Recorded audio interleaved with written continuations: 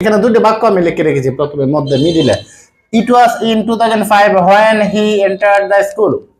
এই বাক্যটা কি এটা সঠিক নাকি এটা সঠিক? ইট was in 2005 that he entered the school। কোন বাক্যটা সঠিক?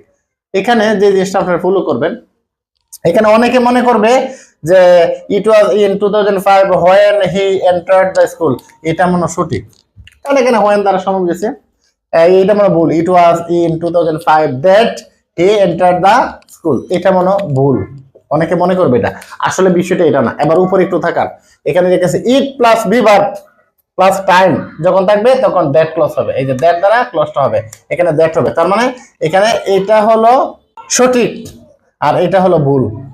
যেমন আমি নিচে লিখে রেখেছি, দেখেন it was in 1939 that the second world war broke out. দেখছেন এখানে কিন্তু এই যে এখানে দ্যাট